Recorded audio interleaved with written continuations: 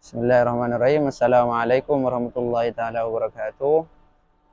Kaifa halukum? Bagaimana kabarnya sahabat sekalian? Allah itikumul afiyah. Semoga sehat walafiat dan dimudahkan segala urusannya oleh Allah Subhanahu wa taala. Pada kesempatan kali ini, alhamdulillah kita akan menelusuri tentang sejarah hidup Rasulullah sallallahu alaihi wasallam. Dimulai pada episode pertama kali ini. Kita mulai jejak hidup Rasulullah SAW dari mana tempat beliau dilahirkan. Yakni beliau dilahirkan di kota Mekah.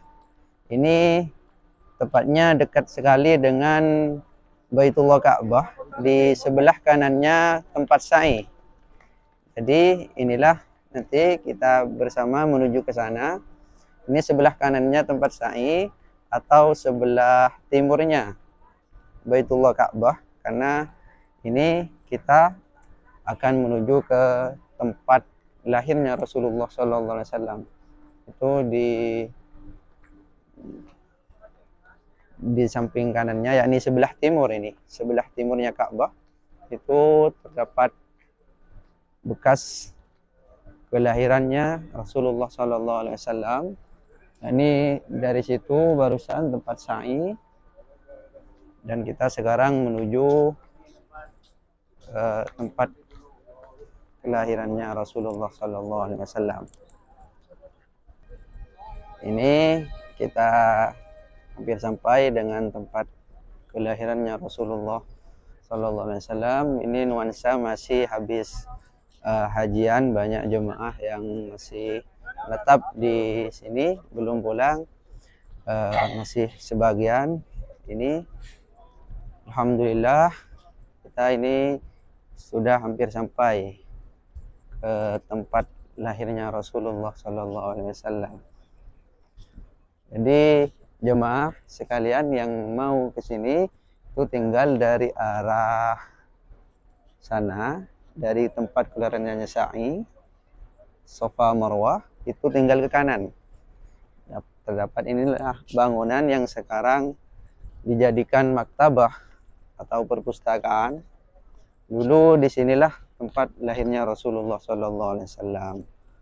Ini mari kita ke sana.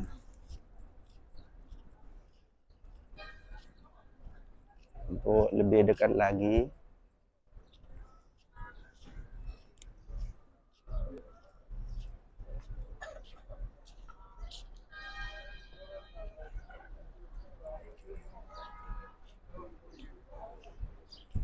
Insyaallah. Nah, inilah dulu di mana Rasulullah SAW dilahirkan. Yakni dalam bahasa Arabnya di sini tertulis Maulidun Nabi.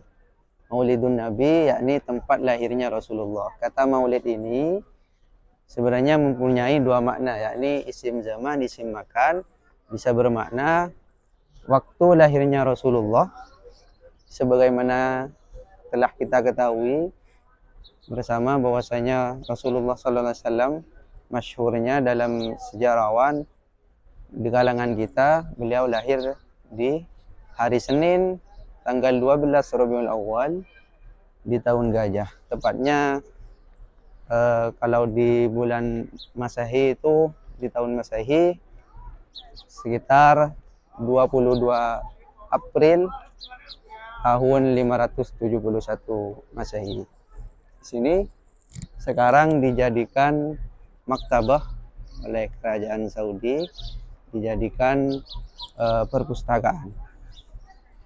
Jadi dulu dari sinilah Rasulullah SAW dilahirkan, yang mana yang akan menjadi panutan umat manusia, junjungan kita semua, dan menjadi rahmatan lil alamin, rahmat bagi alam semesta. Ini banyak jemaah yang sedang berkunjung ke tempat lahirnya Rasulullah SAW. Dituliskan dalam kitab sejarah Islam bahwasanya yakni Bunda Rasulullah yang bernama Siti Aminah, ketika beliau akan melahirkan Rasulullah SAW, beliau bermimpi dalam kandungannya itu keluar cahaya yang sangat terang benderang, pertanda anak ini, yakni manusia ini, Rasulullah SAW akan menjadi manusia yang istimewa, menjadi utusan dan kekasih Allah Subhanahu wa taala. Jadi dari sinilah dulu makhluk yang paling kita cintai, manusia yang sempurna yang kita cintai, yakni Nabi Muhammad SAW dilahirkan, dikisahkan juga, dituliskan dalam sebuah syair atau nasyid, rohatil atyaru tashdu fi layalil maulidi. Burung-burung berterbangan, berkicauan, syahdu, berbahagia di malam-malam kelahirannya Rasulullah sallallahu alaihi wasallam. Wa bariqun nur yabdu min ma'ani Ahmadi. Dan cahaya berkilauan, tanda-tanda akan kelahirannya Rasulullah sallallahu alaihi wasallam. Jadi patutlah kita bersyukur kepada Allah atas kelahirannya Rasulullah sallallahu alaihi wasallam dengan berbanyak salawat kepada beliau. Allahumma salli ala sayyidina Muhammad wa ala ali sayyidina Muhammad. Situ tertulis sekarang Maktabah Makkatul Mukarramah. Jadi Maktabah Makkatul Mukarramah, kalau di dalamnya sekarang kayak gini, tidak dibuka sekarang. Jadi kalau di dalam dijadikan perpustakaan karena untuk menjaga kelestarian ini dan juga untuk kebaikan bersama.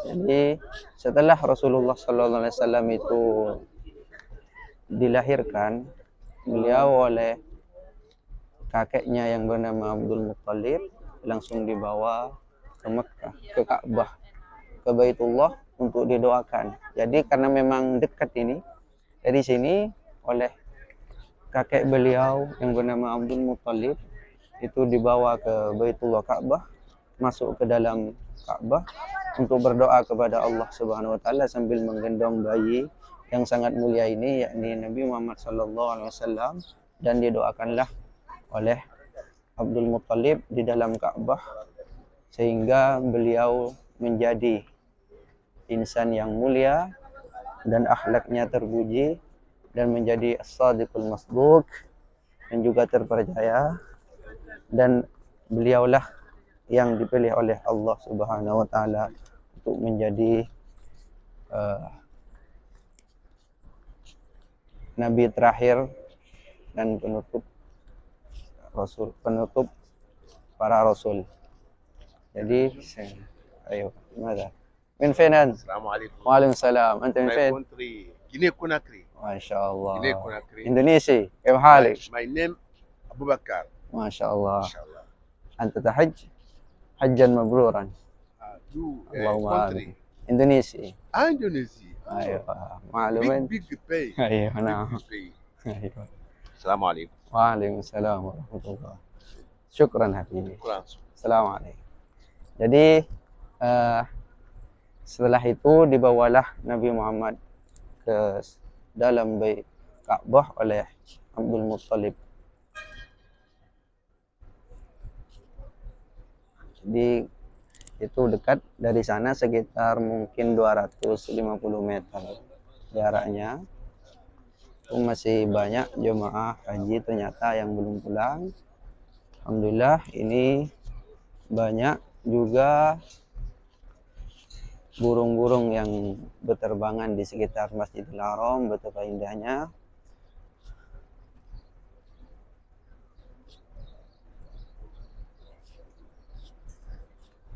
Mungkin cukup sampai di sini dalam video kali ini. Semoga bermanfaat. Allahumma sholli lana jaramaka wal Madinah. Semoga sahabat sekalian dimudahkan oleh Allah untuk berziarah ke Makkah dan Madinah, dan dimudahkan segala urusannya, dilancarkan rezekinya. Amin Allahumma amin. Jangan lupa bersalawat kepada Rasulullah sallallahu alaihi wasallam.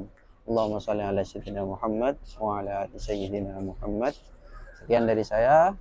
Assalamualaikum warahmatullahi taala wabarakatuh.